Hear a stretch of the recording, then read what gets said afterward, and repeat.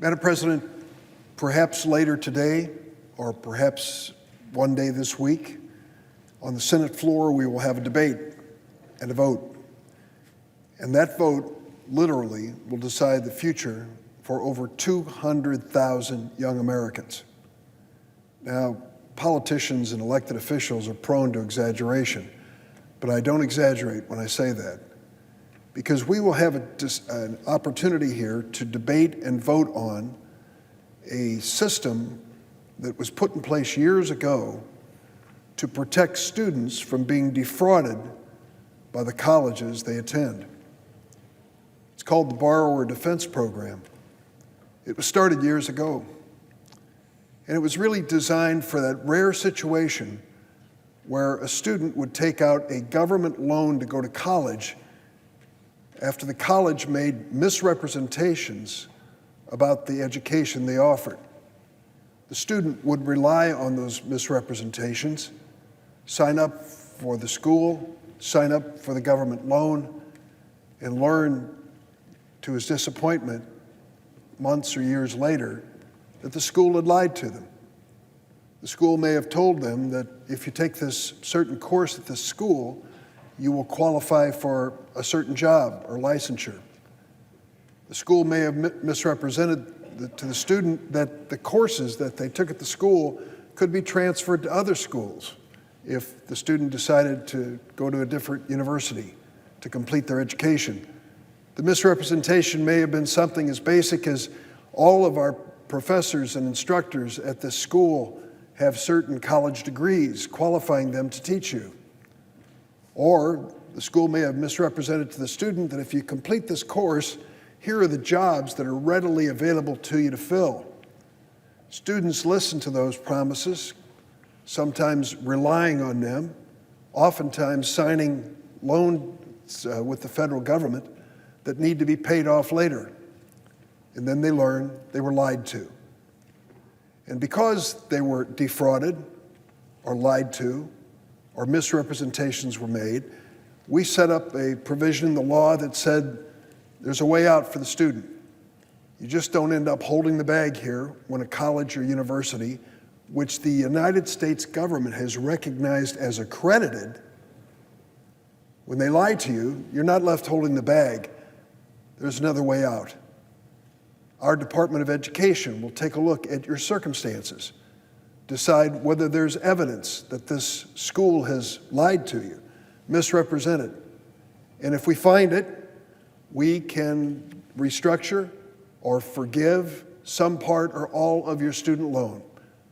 You know, that makes all the difference in the world to these students, because here they are holding the bag with tens, if not hundreds of thousands of dollars of debt because of lies that were made by the schools that tried to entice them into enrollment. It's called the Borrower Defense Program. Under President Obama, thousands of students came to the program and said we were lied to by these schools. Most of the schools are for-profit colleges and universities. One of the most notorious Corinthian colleges, now bankrupt and gone, but for years enticing thousands of Americans into their programs, young students, signing them up for courses, making them sign the loan agreements, and then after that was done, the students learned later on the education was virtually worthless. Well, what happened to Corinthian? Well, the people who started this for-profit college and university did quite well, thank you. All these students paid thousands of dollars to them, and even though they misrepresented the school to the students, they ended up taking the money, going home, and the bankruptcy still faces the school and its future, and the students are left holding the bag.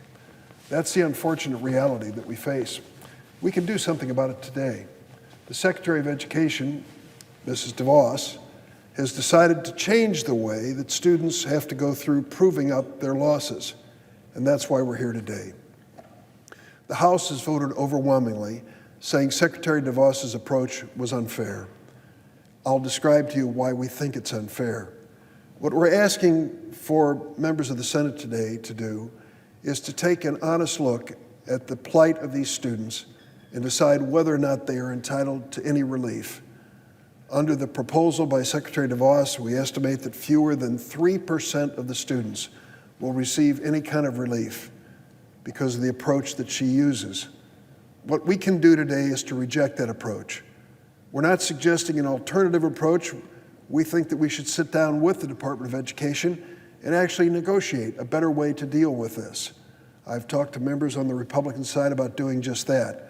But the first step is to stop this new rule by Secretary DeVos, and that will be an opportunity we have today. If we stop these rules that she has promulgated, then the students have a chance to have some part of their student loan forgiven, perhaps all of it, if they can prove through evidence that they've been defrauded. Let me be more specific about what we're facing here. In 1992, Congress added a provision to the Higher Education Act, which I've just described, called the Borrower Defense Program. It allowed student borrowers defrauded by their schools to have their federal student loans discharged. Congress rightly didn't want students left holding the bag because the schools had been guilty of misconduct. It was really a little known or rarely used portion of the law until the year 2014, with the collapse of the for-profit giant Corinthian colleges. Corinthian had lied to students one after the other. They inflated their job placement rates, saying to the kids, take these courses and there are plenty of jobs waiting for you. They took out loans for students without the knowledge of the students, and then they lied to the students about employers recognizing their degrees. But Corinthian was not unique.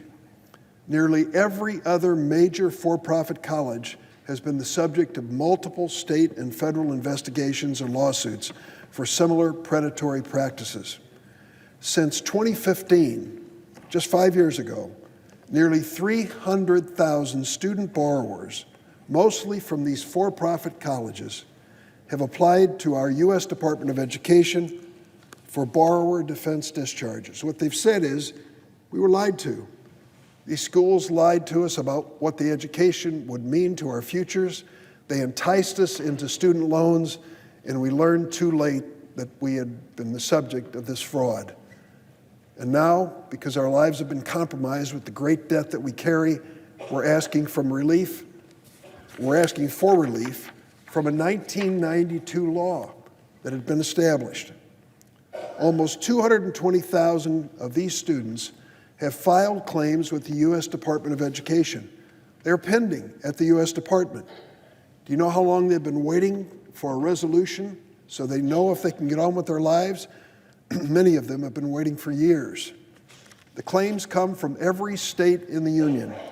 Large, small, red, blue, purple, it doesn't make any difference. And sadly, it's not going to stop. The Department of Education estimates show nearly 200,000 borrowers, student borrowers, will be subject to illegal practices by their schools in 2021 alone. The schools continue to make these misrepresentations to students.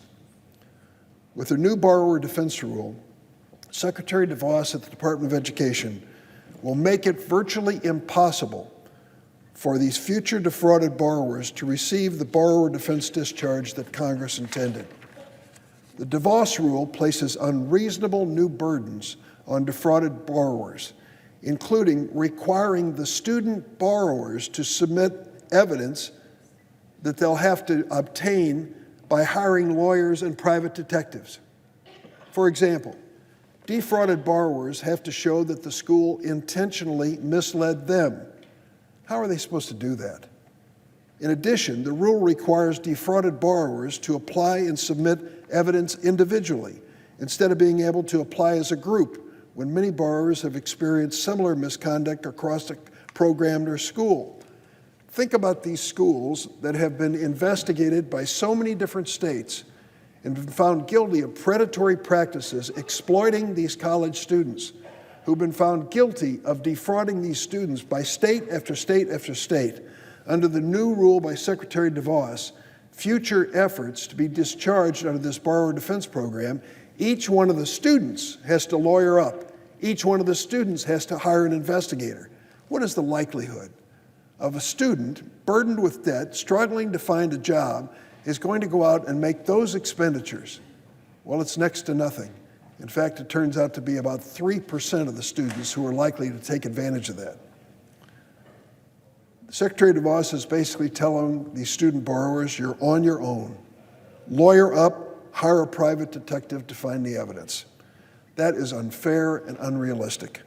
We need to go no further than the department's own statistics to realize that 97% of the students have no chance under this DeVos rule. Only 3%, by the experts' best testimony, have a chance of recovering under this new approach. And that's the rule that we will get a chance to vote on this week, whether or not that rule should continue. The department claims that these new hurdles for borrowers are necessary to guard against fraudulent claims. But there is no evidence, none, of widespread fraud among the 300,000 borrower defense claims that have already been submitted. In fact, the department itself notes that it does not have sufficient information to determine the extent of any potential fraud. So this notion that Secretary DeVos' rule is needed because of fraud in the department, there's no evidence of that whatsoever. The new rule just means that defrauded borrowers with legitimate claims are not going to get relief. The department also claims the DeVos rule protects taxpayers, shifting the burden of relief from taxpayers to the schools who commit misconduct. But it then turns around and acknowledges other changes in the rule will in fact reduce recoveries from schools compared to the 2016 rule, and that means more costs for taxpayers. The truth is, of the small amount of relief that will be awarded under the DeVos rule, schools will be on the hook for about 1/3 of it at most. In reality, the DeVos rule achieves savings on the backs of the borrowers who were victims of fraud. It eliminates $11 billion in relief while reducing the share of relief which the schools that are guilty of fraud have to pay. The department also acknowledges that the DeVos rule is not expected to significantly change the percent of loan volume subject to misconduct. In other words, this rule will not only generate less money from the offending schools, it is less likely to discourage future misconduct by the same schools. On the other hand, the former Department Inspector General said the 2016 rule would, quote, avoid costs to students and taxpayers that result from school closures. I could go on, but the bottom line is this. If we want to stop this insidious practice of defrauding students, having them pile up debts for schools that are phony and eventually all go out of business, we've got to have a program that is sensitive to the needs of the student borrowers and puts these schools that are guilty of misconduct on the hook for paying off rather than the taxpayers. The DeVos rule eliminates a prohibition in the 2016 rules that prevents schools from using mandatory arbitration and class action restriction as a condition of student enrollment. What is mandatory arbitration? It is basically saying to the student and their family, you can't go to court. You've got to come to a closed room, sit across the table from one of our lawyers, and take it or leave it. That's what mandatory arbitration is all about. Class action restrictions means that the students of one school, which defrauded thousands of students, can't come together in any kind of legal action. Now, you don't see those kinds of provisions for mandatory arbitration and class action restrictions in the contracts that most students run into when they sign up for colleges and universities. It's almost exclusively in the area of private, for-profit colleges and universities. The clauses are often buried in stacks of enrollment documents that students rarely, if ever, read. It means the schools can defraud and mislead students and then are protected from being held accountable in court. Businesses around America are held accountable for conduct and misconduct. Why would we let the for-profit colleges and universities off the hook? Students have nowhere else to turn other than to taxpayers through this borrower defense program that we're discussing here. Instead of allowing borrowers to hold their schools directly accountable for misconduct in court, Secretary DeVos's rule shields these schools from accountability and puts American taxpayers on the hook. Over the weekend, the Charlotte Observer published a letter by Sean Joyce from Greensboro, North Carolina. Madam President, I ask unanimous consent this letter be made part of the record. Without objection. Thank you, Madam President. Sean is one of nearly 6,000 borrowers from North Carolina who've applied to the Department for a borrower defense discharge. He attended the Art Institute of Charlotte, thinking it was his path to a successful future. He was told by recruiters the school would prepare him for a job in video game designing and that they would connect him with people who would help him land that job. That's a pretty serious promise to a young person, isn't it? He says they kept pushing him to take on more and more courses and more debt. He had so much debt, he felt no other option than to finish the degree. He had to go all in with this school, the Art Institute of Charlotte. He says, and I quote, "As a young black man, the last thing I wanted to do was become just another statistic by dropping out of school," end of quote. Today, Sean owes nearly $100,000 in student loan debt for a degree that did not prepare him for a job in the very industry he was promised. When he asked the Art Institute about career opportunities, do you know where they sent him? Craigslist. Today, Sean works writing on-hold telephone messages for a marketing company and attends one class at a time at his community college, where none, not one of his Art Institute credits can be transferred. He's asked the Senate to overturn the DeVos rule. He knows the struggles defrauded student borrowers go through. I want to share with you a story of a U.S. Army veteran. His name is Jared Toma. Jared's from the state of Colorado. After Jared left the Army, he wanted to pursue his lifelong passion for electronics by pursuing a degree in engineering. He signed up at the for-profit DeVry University in Westminster, Colorado. He says he quickly realized he was not getting a quality education that they had promised. Course materials and equipment for instruction were subpar and not as advertised. He says, although DeVry was more than happy to cash all of my GI Bill benefits, my complaints about the quality of the courses they were offering fell on deaf ears. When he tried to transfer, he found out that his credits wouldn't transfer to a public university or even a community college, even though DeVry had promised him that they would. In addition to using his entire GI Bill benefit for serving this country, he accumulated $52,000 in additional student loan debt to finish his program at DeVry. On top of that, Jared says, upon entering the job market, I quickly found that the degree was not worth the paper it was printed on. It actually hurt my job prospects. Jared's waiting, along with 3,800 other Coloradans, for the department to act on his borrower defense request. And he's urged the Senate to overturn the DeVos rule to help future borrowers, veteran borrowers like him. Let me also show you Tasha Burkholder. I met her recently. She's a U.S. Army veteran from Lima, Ohio. She enrolled in ITT Tech, another notorious for-profit school, after she had been honorably discharged from serving in our United States Army. She was promised by ITT that her GI Bill benefits would cover the cost of her program and that her program would lead to a job in her field after graduation.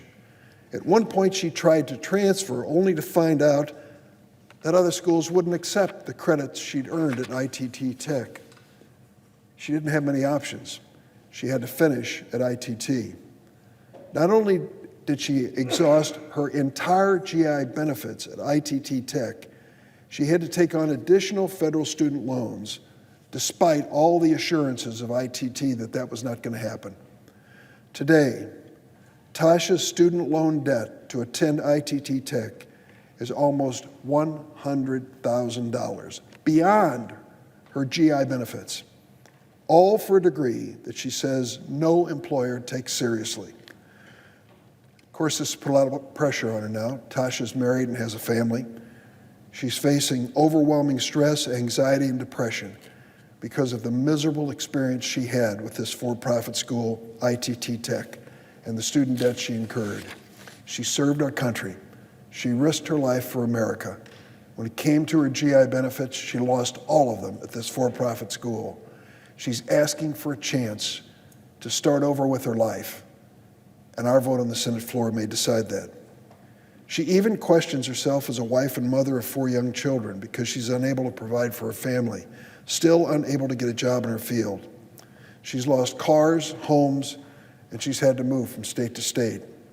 She supports overturning the divorce borrower defense rule because she wants defrauded veterans like her to have a shot at relief. Veterans like Jared and Tasha are the reason that I'm bringing this matter to the floor and asking my Republican and Democratic colleagues to join me. So many of us give speeches about our appreciation for the veterans and their service to our country. So many of us voted for the GI benefit package, saying to veterans, we owe it to you. You served our country. We want to be on your side after that service so you can build a good life in America. And then schools like Corinthian, schools like ITT Tech defraud these students out of their GI benefits and then pile additional debt on top of them. That's why this has become such a major veterans issue. Take a look at the veterans organizations that support the measure that I'm bringing to the floor today. The American Legion, and I'm going to quote a letter from their commandant in just a moment. The Student Veterans of America, the Iraq and Afghanistan Veterans of America, National Military Families Association, the Paralyzed Veterans of America, the Tragedy Assistance Program for Survivors, Vets First, Vets for Common Sense, and Veterans Education Success. I'd like to show you this last poster here, a letter which I received from Bill Oxford. Bill, as you can see, is National Commander of the American Legion.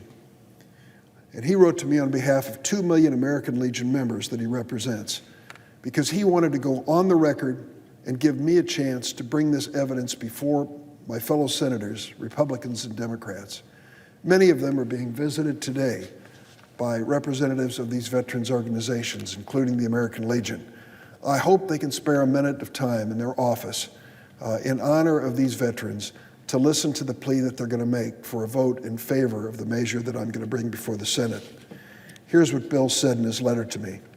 Thousands of student veterans have been defrauded over the years, promised their credits would transfer when they wouldn't, given false or misleading job placement rates in marketing, promised one educational experience and given something completely different. Bill calls this rule by Secretary DeVos fundamentally rigged against defrauded borrowers and says that it, quote, flagrantly denies defrauded veterans fair and timely decisions on their claims. Bill closes his letter by calling on Congress to overturn the DeVos rule. How many times have each of us stood on this floor and talked about honoring the sacrifices of men and women who serve our country in uniform? Well, we have a chance to do it with a vote this week to put our votes where all of our speeches have been. We have a chance to stand up, not just with the American Legion, but all of the veterans groups which I referred to before, to give defrauded student veterans and student loan borrowers a fair shot at federal student debt relief that Congress intended for them. We don't do many things on a bipartisan basis around here anymore, and it's a shame. I hope that this will be an exception. Frankly, all of us have given these speeches on both sides of the aisle. All of us have said how much these veterans and their families mean to us. Well, now they're asking us to be on their side with this vote. I'm urging my colleagues to show America that when it comes to supporting our veterans, the Senate, on a bipartisan basis, can come together and do the right thing.